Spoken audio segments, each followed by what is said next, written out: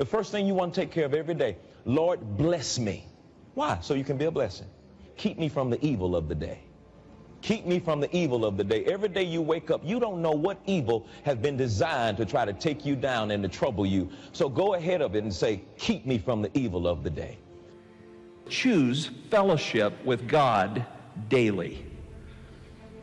Choose fellowship with God daily. Try to learn what pleases the Lord and have nothing to do with the things done in darkness, which are not worth anything. Walk with Him. Walk with Him for life.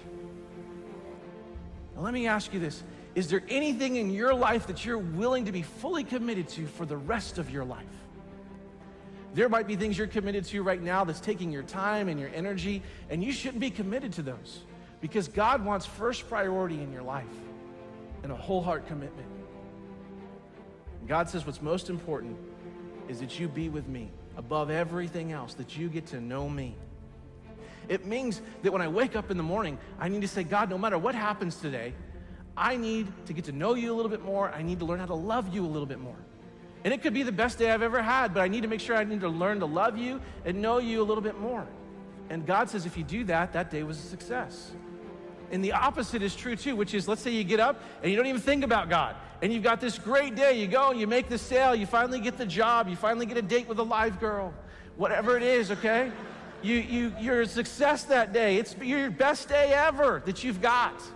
And you forget about God. God says that day was a waste. It was a failure because you forgot me. What's most important is that you get to know the Lord and get to know Him. And it's a mistake that you and I make all the time in our lives where we don't think about inviting God into our daily experiences. And we think, God, I've got this. I got my dating. Don't worry about my dating. I've got it, God. I know what I'm doing. Oh, God, don't worry about my work. Oh, I'm good. I'm good, God. I've got my work. Don't worry about my dreams, God. Oh, don't touch my dreams. Don't worry about them. I've got them. And we totally rule out God. Am I going to put my faith in my own wisdom, in my own power, in my own resources, or am I going to trust God? Am I going to let God do the battle for me and trust His power and His provision in my life? And the fact is that when we make that choice, we need to know that God wants to do battle for us. God wants to go before us in battle. He wants to go with you in battle. He wants to help you in your troubles and the problems that you have.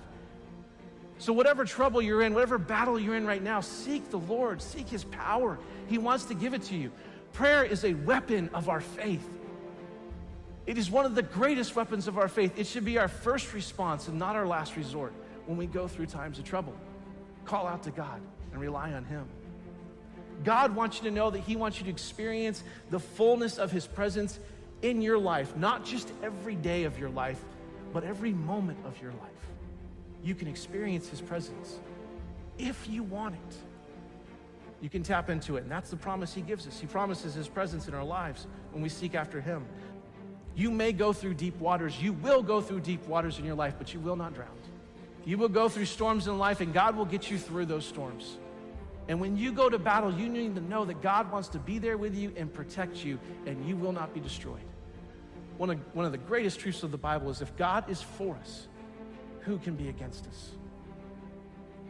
Here's Jesus' invitation to you. Here's what He says in Matthew 11. Jesus said, come to me. That's the seeking part.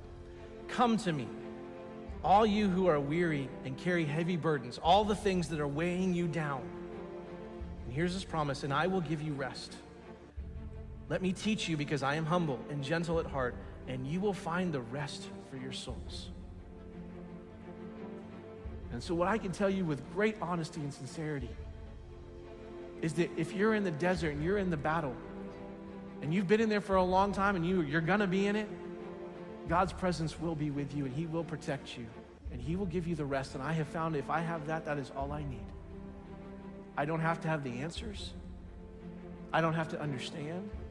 But if I got God and I feel Him and I know Him and He's there, then I am good.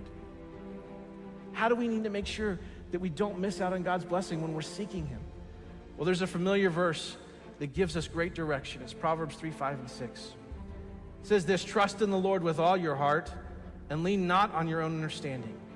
And in all your ways acknowledge Him, and He will direct your paths. This word trust means to trust him not just in the convenient ways, not just in the easy ways, not even just in the spiritual ways, but trust him in all of the ways that we have in our lives, in the big and the small. Trust him on the roads of life that you've been on before, and trust him on the roads you've never been on, and those paths you've never taken, and those safari crazy roads where there is no path, that you're out there in the middle of the wilderness on your own. Trust him. And this word acknowledge in here, this word acknowledge means a deep, intimate, penetrating relationship where you know a person in the deepest and fullest sense. That's the kind of relationship God wants to have with you and with me. So our life goal needs to be this, that we need to seek God in every area of our life when we don't know what to do.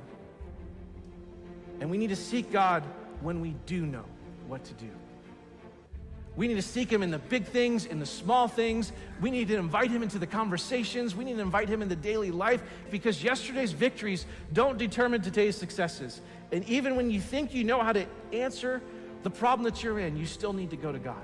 You still need to trust him, because the greatest faith of yesterday will not give us the confidence of today unless we stay connected to God, because he wants to bless our lives. God wants to have his best for your life. He wants to have his hand on your life. He wants to give you the protection and his presence and rest and hope and all the things that he wants to do for you. He wants that. 2 Chronicles 16:9 says, the eyes of the Lord search the whole earth.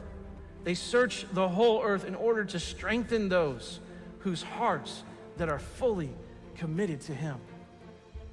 This verse says that God is searching, he's looking, he's seeking the entire earth for somebody, for a people, for a person, for a church that's willing to be fully committed to him so that he can bless them and have his hand on them and give you and give me his best. He is seeking after you. God wants us to seek him, but he is seeking us. He is seeking us because he loves us, and he wants to give you his best. We need to do our responsibility and then cast our care. You do what you can do about the things in your life that you can do something about, and then when you cannot do anything about it, you cast it on God and you trust him, and it's perfectly okay for you to enjoy your life while you have a problem. I said it is perfectly okay for you to go ahead and enjoy your life while God is working on your problem. It's not that nothing's happening, it's just that you're not the one that's making something happen. So whatever you have going on in your life tonight, don't waste one more day in excessive sadness and grief and depression and discouragement, because you can't do anything about it. And Jesus paid for you to be able to enjoy your life, to have it in abundance, to the full, until it overflows. So we are totally wasting what God gives us if we waste our days in sadness and mourning. Learn how to focus on good things.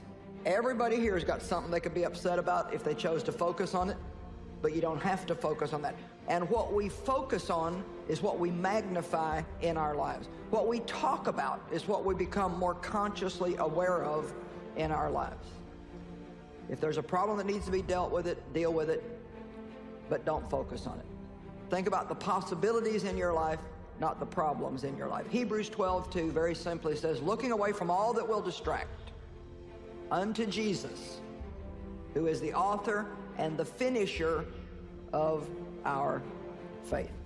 Learn how to celebrate the good instead of grieving excessively over the bad things in life. No matter where you started in life, you can have a good finish. It doesn't really matter where you began, you have got a good finish coming. Let's have a shift in our thinking. Let's have a shift in what we're focusing on. Surely you can find something in your life to focus on that's worth celebrating. And we're going to be excited about the things that are yet to be done, that we know that God is working on and that God is doing.